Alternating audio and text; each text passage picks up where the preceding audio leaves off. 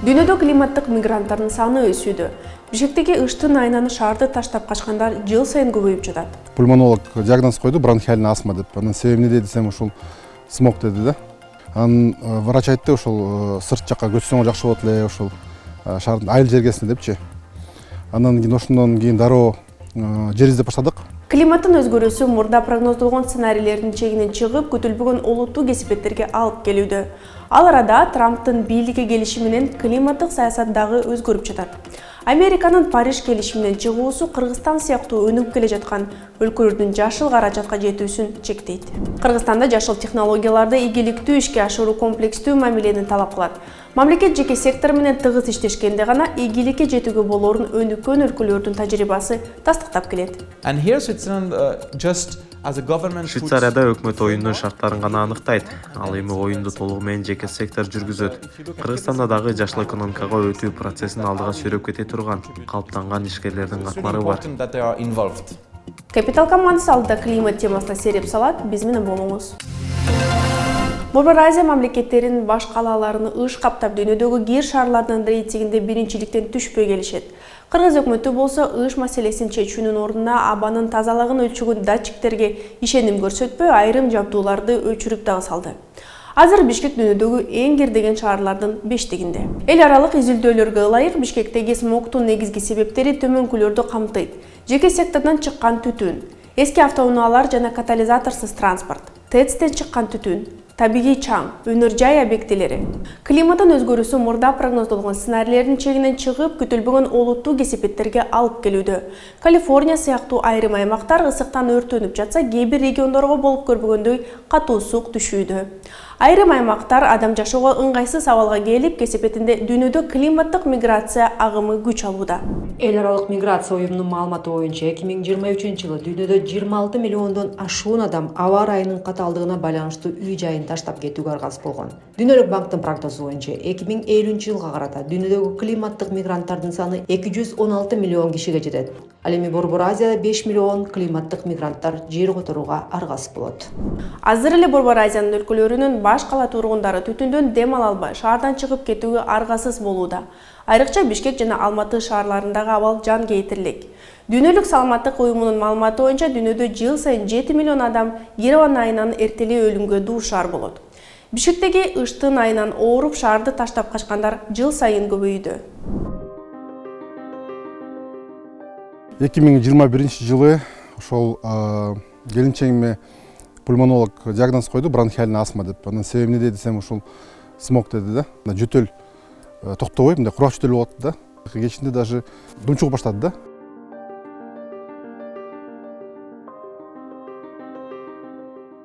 Врач айтты, ушул сырт жакка көчсөң жакшы болот эле, ушул шаардын айыл жергесине депчи. Бишкекте квартирабыз бар эле, ушул 2 бөлмөлүү квартираны сатып, анан кийин машиналардын баарын сатып, жер издеп баштадык. Ушул 5 күнгө байчик тараптан, ушул байчик тараптан жер таптык буюрса. Мына мындай аппарат бар, көрсөтүп турат. Көрүнүп атабы? Азыр мынакей өзүңөр көргөндөй 124 бул жакшы эмес абада, дагы деле бирөө көмүр жагып атат деген. Бирок карасак мынакей түнкү 5, этеменки 5-6-ларда таза аба болот да. Ошондо биз рекуператорду саябыз. Менин үйүмдө датчик турат. Баягы PM2,5 деген өтө зыяндуу майда бөлүкчүлөр. Алар баягы өпкөгө кирип, канга чейин сиңет экен да. Ошолорду биз өзү чыгара албайт экенбиз, жөтөлүпчү. Байчикте деле смог болот. Бишкек менен Байчикте ошол эле баягы көмүр жагышат да. Ошол эле кара кече. Бул жерде кыш болот. Бирок бул жерде бийигирээк болгондуктан, анан адам саны аз болгондуктан мындай желдеп турат да. Көп токтобойт смог.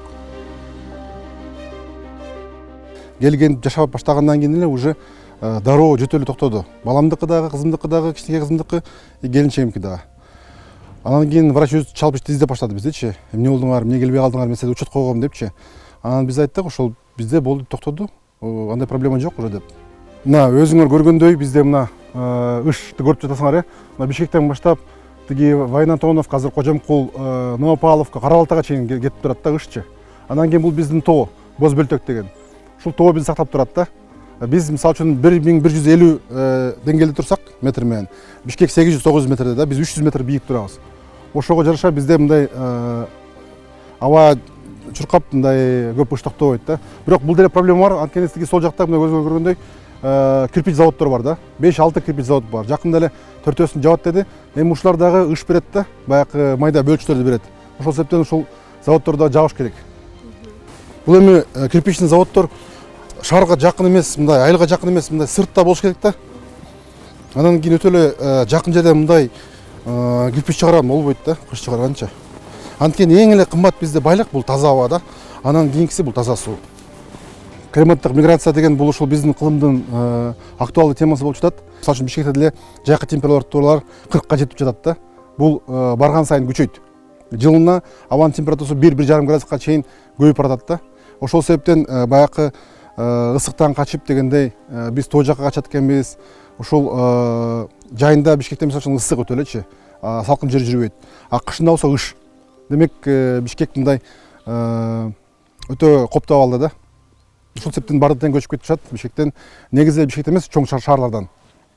Калифорнияны өрт каптап, ал эми Американын чыгыш бөлүгүнө болуп көрбөгөндөй калың кар түшүп, айтор климаттын өзгөрүүсү оор кесепеттери алып келип жаткан шартта Дональд Трамп Париж келишимине чыкты. Ошондой эле Трамп АКШ жашыл технологияларга субсидияны жок кылып, күрөн отунду казууну жандандырарын айтты. Ак үйдүн бул чечимдери дүйнөгө, анын ичинде Кыргызстанга кандай таасир этет? Америка дүйнөдөгү парник газдарын эң көп чыгарган өлкөлөрдүн сап башында жана ал климат боюнча эл аралык кызматташтыктын маанилүү оюнчусу.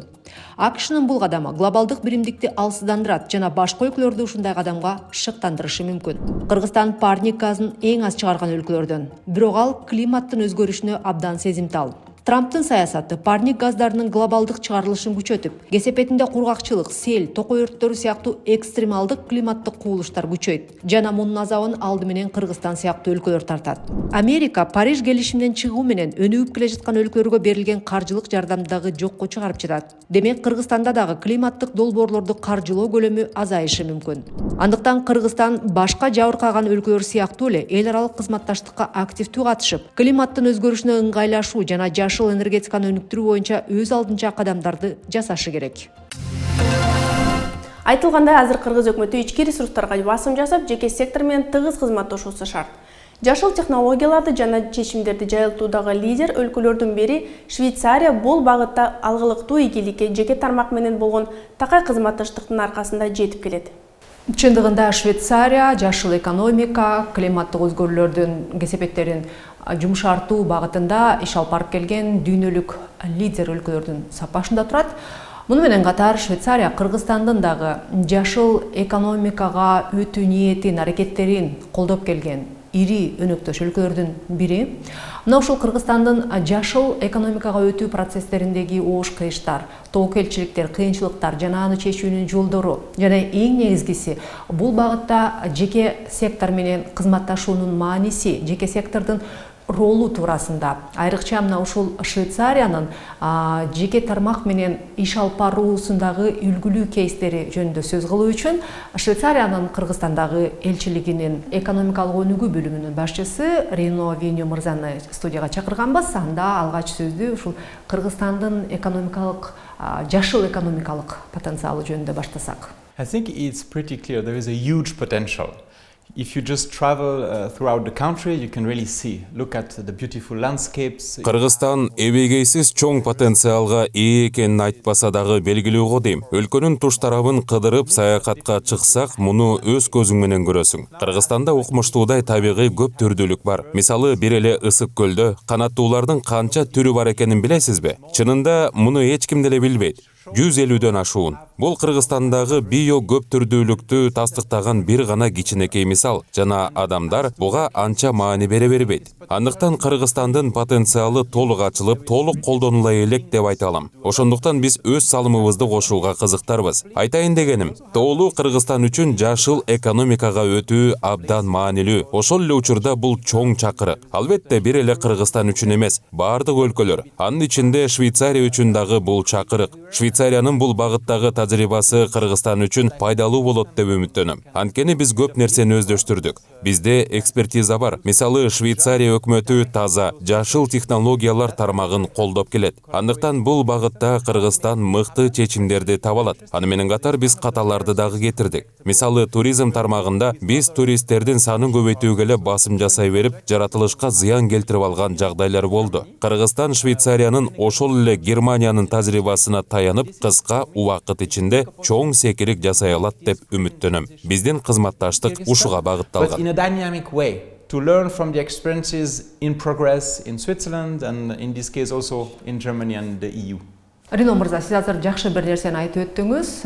Мисалы, ошол эле Швейцария өңдүү өнүккөн өлкөлөр жашыл экономикага өтүү процесстерин көп жылдан бери басып келе жатат, жана бир топ катачылыктарды кетирип, ал каталарын таанып билип калды деп. Демек, мына ошондуктан Кыргызстан бул өлкөлөрдүн үлгүсүн, тажрыйбасына таянып, мындай каталарды кетирбегенге мүмкүнчүлүгү бар депчи.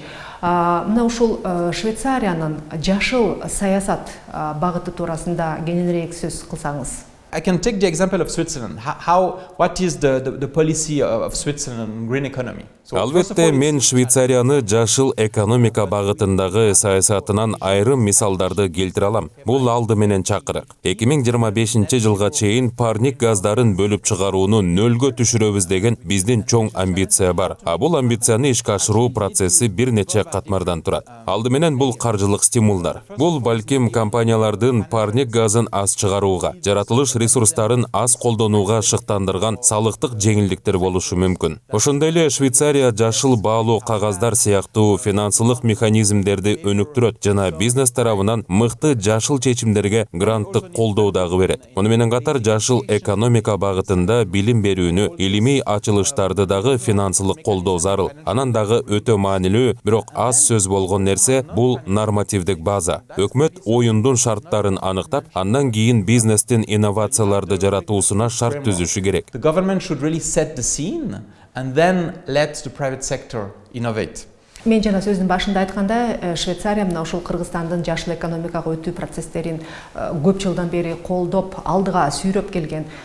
Бир жагынан финансылык, экинчи жагынан техникалык жана билим багытында чоң жардам көрсөтүп келген өнөктөш өлкөлөрдүн бири. Бул багытта кандай бүгүнкү күндө жетишкендиктер бар, кандай ийгиликтүү долбоорлор ишке ашырылып жатат, ошолор туурасында сөз кылсак. The key project we have on the topic is implemented by GIZ. Сап башында турган долбоорлор бул жашыл экономика долбоору. Ал Германия кызматташтык уюму тарабынан ишке ашырылып келет жана ал жеке секторду өнүктүрүүгө багытталган. Бул Швейцария, Германия жана жалпы Европа биримдигин биргелешкен аракети менен ишке ашырылып жаткан маанилүү долбоор. Анын алкагында биз Кыргыз өкмөтү жана жеке тармак менен жогорку деңгээлде кызматташып келебиз. Жана эң маанилүүсү бул долбоор аймактарга чыгат. Эң жакшы мисалдардын бири айыл чарба тармагы. Мисалы, Баткенде суу ресурстарын аз колдонуу менен күрүч өндүрүү боюнча долбоор ийгиликтүү ишке ашты. Макроэкономика жана саясат деңгээлинде биз эл аралык финансы корпорациясы жана Дүйнөлүк банк менен кызматташып келебиз. Жана бул багытта биз банктар жана финансы институттарынын жашылдануусуна, ESG сыяктуу эл аралык стандарттарга өтүүсүнө көмөктөшөбүз. Ошондой эле Европа өнүктүрүү жана кайра куруу банкы менен биргеликте жасалып жаткан бир катар механизмдер жөнүндө айта кетет элем. Биз чакан бизнестин демилгелерине кредит берип жана техникалык колдоо көрсөтөбүз. Аймактардагы туризмди өнүктүрүү боюнча жакшы долбоорду Helvetes уюму ишке ашырып келет. Албетте, туризмдин өнүгүүсү үчүн инфраструктура куруу керек. Бирок туруктуу туризм азыр абдан маанилүү. Саякатчылар жашыл туризмге көбүрөөк кызыгып, аутентикалык тажрыйба алгысы келет. Кыргызстанда сиздер ишке ашырылып жаткан долбоорлордун, демилгелердин бир тобу жана болгондо дагы маанилүүлөрү, ийгиликтүүлөрү бул көбүнесе жеке тармак менен, жеке бизнес менен кызматташтыкта ишке ашырылган долбоорлор, демилгелер экен да. Мен билгенден Швейцария жеке тармак менен болгон кызматташтыкка айрыкча басым жасайт. Сиздердин өлкөдөгү мына ушул жашыл экономика өтүү процесстеринде өкмөттүн жеке тармак менен болгон кызматташуусунун ийгиликтүү кейстери, мисалдары менен бөлүшүп өтсөңүз. And in Switzerland you have a few interesting initiatives where the government is just there to set the vision, Швейцарияда өкмөт негизги багытты жана оюндун шарттарын аныктайт. Ал эми жашыл экономиканын мүмкүнчүлүктөрүн колдонуу боюнча чечим жеке тармакка таандык. Мисалы, Швейцариянын климаттык көрсөткүчтөрү албетте өкмөт тарабынан демилгеленген иш аракеттердин жыйынтыгы. Бирок биздин өлкөнүн климаттык көрсөткүчтөр боюнча алдыңкы тизмеде болуусу бул жеке сектордун чечими жана аракети. Мындайча айтканда, жеке тармак биз өскүбүз келет, ийгиликтүү болгубуз келет. Демек, жашылдануубуз керек деп чечти. Жыйынтыктап айтканда, бизде өкмөт оюндун шарттарын аныктайт, ал эми оюнду толугу менен жеке сектор жүргүзөт. And then it's the private sector making it happen. For us, we value the bottom-up approach. Биз чынында төмөндөн жогору карай мамилени баалайбыз. Бул деген аздан башта деген сөз. Кандай гана өзгөрүү, трансформация болбосун, адамдар ага ишенип тартылганда гана мүмкүн болот. Мындайча айтканда, эгер ишкерлер жашылданууну кааласа, анда башынан бул процесске тартылышы зарыл. Керек болсо, эрежелерди кабыл алуу процессине дагы катышыш керек. Албетте, мындай шартта процесс жайыраак жүрүшү мүмкүн, бирок ал реалдуу. Мен өз үй бүлөмө байланышкан бир мисал келтире кетсем. Менин чоң атам ишкер. Ал бир кезде Швейцариянын алыскы чыгыш аймагынан батыш бөлүккө көчүп келген. Бул Альпы тоолор аймагы жана ал жакта жаңы мүмкүнчүлүктөрдү көргөн. Мисалы, жаңы компаниялар үчүн салык жеңилдиктери сыяктуу. Албетте, бул жеңилдиктер аны кызыктырган. Бирок аны менен катар менин чоң атам Альпы тоолору аймагында жашыл энергияны өнүктүрүү мүмкүнчүлүктөрүн көрө алган. Мындайча айтканда, бул өкмөттүн чечими болгон эмес. Ишкерлер, силер мына ушул жерде иштешиңер керек деген. Өкмөт болгону ишкерлерди тартуу үчүн жагымдуу шарттарды түзгөн. Андан кийин гана менин чоң атам сыяктуу ишкерлер ал мүмкүнчүлүктү пайдалануу боюнча өз алдынча чечим кабыл алышкан. Бул мен жогоруда айткан нерсени дагы бир жолу тастыктап жатат. Өкмөт сценарий жазат. Аны болсо бир гана ишкерлер аткарат.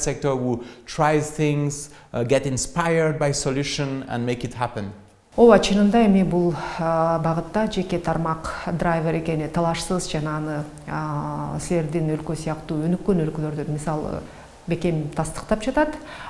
Эми бир эле бул жашыл экономика процесстеринде эмес, негизи эле бардык экономикалык процесстерде мына ушул жеке тармак драйвер жана жеке тармак бул эң маанилүү бир түзүм деп өкмөттүн кабыл алышы шарт болсо керек. A government that set a very good enabling environment. Ооба, өкмөт абдан жакшы шарттарды түздү. Андан кийин бизнести, идеяларды ишке ашырып, эркин иш жүргүзүүсүнө мүмкүнчүлүк берди. Эгер биз Швейцарияны ийгиликтүү кылган факторлорду карап көрсөк, эң башкы актив бул так жана туруктуу оюн шарттары. Демек, ишкерлер бүгүн же эртең эмнени күтүүгө болорун так билишет жана оюн шарттары күтүүсүз өзгөрүлбөй турганын так билет. Демек, ишкерлер өкмөттүн бизнести жашылдандырууга багытталган саясатын карап туруп, болочоктогу аракеттерин так пландай алат. Менин айтайын дегеним, эгер өкмөт сценарийди жазып гана тим болуп, ал эми анын аткарылышын толугу менен бизнеске берсе, бул ийгиликтүү болот. The economy should be greener every day. Рахмат, Рено мырза. Биз бүгүн Кыргызстандын жашыл экономикага өтүү процесстериндеги ош кыйыштары жана бул багыттагы жеке тармактын мааниси туурасында Швейцариянын Кыргызстандагы элчилигинин экономикалык өнүгүү бөлүмүнүн башчысы Рено Веню мырза менен талкууладык. Кыргызстанда жашыл технологияларды ийгиликтүү ишке ашыруу комплекстүү мамилени талап кылат. Арзан жана узак мөөнөттүү каражатка жетүү бул көйгөйдүн башы гана. Жашыл экономика боюнча билимдин аздыгы дагы чоң тоскоолдук жаратат. Андыктан ишкерлер арасында айрыкча аймактарда масштабдуу окутуу программалары зарыл, дейт ЖИЭ бизнес ассоциациясынын жашыл экономика комитетинин төрагасы Кубанычбек Алимов. Биз окуу процесстери дегенде 2024-жылы жаазет мөөнчөгө бир жакшы бир демилге баштадык. Биздин бизнес ассоциация 14 тренерлерди окуттук, региондордон алдык. Биз аларды окутуп гана калбастан Бишкекте ошол жашыл технологияларды колдонгон отелдерди, ресторандарды, ишкерлерди баардыгын, текстил тармагында иштегендерди баардыгын зыярат кылып, көрсөтүп, ушул технологияларды аймактарда кантип өнүктүрүү керек. Экинчи фазасы болсо, бул жаңы технологияларды, жашыл экономика тармагындагы жашыл технологияларды кантип колдонуу керек деген бир максат менен биз айым ишкерлерди чогултуп, региондордогу айым ишкерлерге биз окутуу иштерин жүргүзүп атабыз. Үчүнчү тармак болсо биз зеленая волна деп студенттер менен чогуу иш алып барып атабыз. Студенттерди дагы биз ошол жашыл технологияларды колдонгон компанияларга заряд кылдырып, алардын ортосунда бир конкурс жарыялаганбыз. Жашыл чечимдерди кантип чыгаруу керек деген бир багытта. Бул Capital командасы даярдаган бизнес жана экономика обзору болду. Эмки аптада көрүшкөнчө.